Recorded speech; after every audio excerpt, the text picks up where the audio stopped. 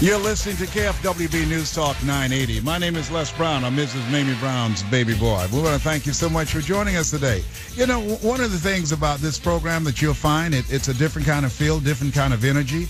I'm a motivational speaker, but from Monday until Friday, from 2 o'clock until 4 o'clock, I'm your host, and we have close conversations about a variety of things. And this is radio that is designed to make you feel good about yourself and about your goals and your dreams, and to give you some insight on things that can block us from manifesting more happiness and love and goodness in our lives, and things that can block our energy that can keep us from moving forward.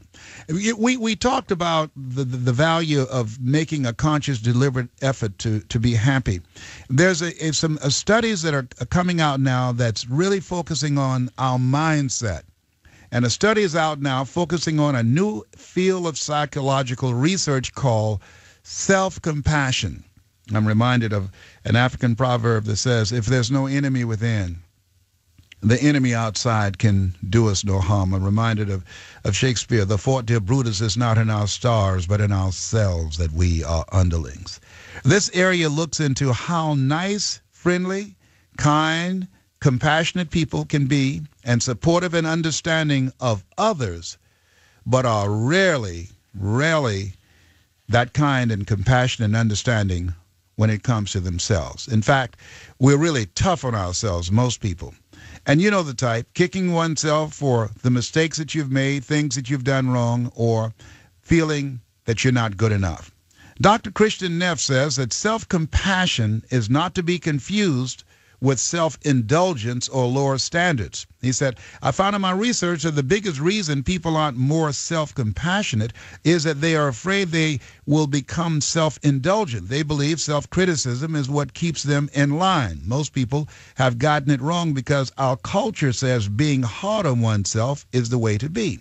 One area that self-compassion comes up is in weight loss. He said that some research suggests that most diet plans revolve around self-discipline, deprivation, and neglect, but that self-compassion is the missing ingredient. Dr. Neff says the problem is that it's hard to unlearn habits of a lifetime. People have to actively and consciously develop the habit of self-compassion. I remember years ago when I had a talk show, about 10 years ago, that was sponsored by King World.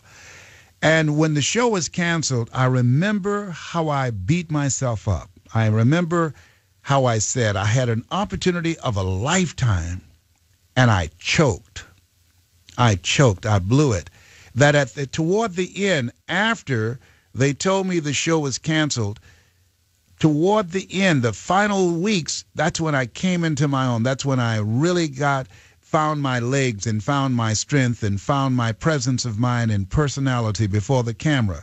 And I was so paralyzed with the self-criticism, I didn't even attempt to try and go someplace else and try and align myself with another syndicator. I didn't even attempt to go and create other opportunities for me. I suffered a level of embarrassment and shame because I'd failed, and in my own eyes, I had choked. I fell short. I didn't deliver. I didn't make it happen. Have you ever done that? Have you ever been there? So I want to know are you hard on yourself? And if so, why? What are the things that you do that you do to stop yourself from being hard on yourself? I mean, I don't think anybody can beat me up worse than I can beat myself up. And it's something that one area, I was reading a book one night, and in this area of this book, it said that 97% of our negative self-talk goes unnoticed. And we don't even notice it. We don't even realize how we hold ourselves back, how we feel undeserving, and because it's been programmed into us, instilled into it, Lord, I'm not worthy. And we go through life with these messages and these stories in our head, and we find ourselves replicating them through this inner conversation, this inner critic. So this new breakthrough area of psychology is focused on self-compassion, having compassion for yourself, giving yourself a break. Want to hear from you. Have you ever beat yourself up? Have you been your own worst critic? I want to know how you deal with that, and what are some of the things that you've said to yourself that you held yourself back. I remember looking at becoming a motivational speaker. For years, I told myself I couldn't do it because I don't have a college education, and I still don't. I told myself I couldn't do it because I had no corporate experience. And all of those things that I pointed out about myself, I never at any time in that conversation saw the possibility of my living the life that I'm now living. Somebody else saw it, and it took them 14 years to convince me to override my own negative conversation that held me back, that, come on, man, you can have a new life. Come on, man, you can create a new existence for yourself. I had to be convinced. I had to be convinced.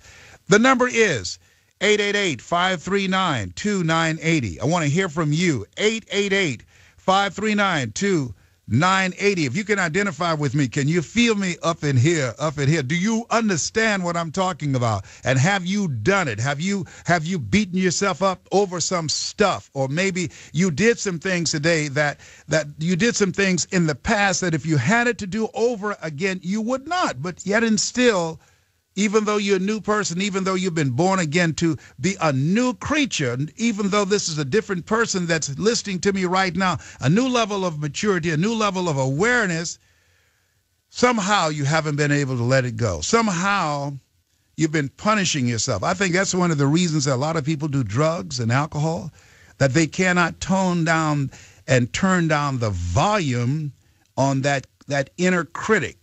They allow that inner critic. That's why I think that a lot of people are fat because of their eating habits. There are a lot of people that are obese, but I think there are even more that's obese because of what's eating them. And it's that inner voice that can eat you, that can eat you alive, that can drive your life if we don't get our hands around it, if we don't get control of it, if we don't make a conscious, deliberate effort not to allow it to rule us. The number, 888-539-2980.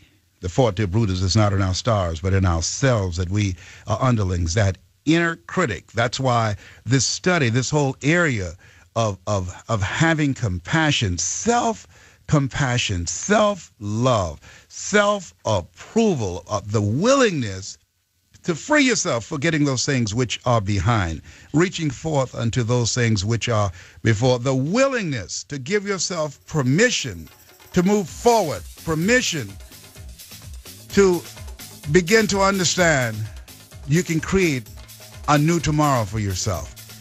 The number to call right now. I want to hear from you. Let's talk. I want to have a conversation with you. 888-539-2980. My name is Les Brown. I'm Mrs. Mamie Brown's baby boy, and you're listening to KFWB News Talk 980.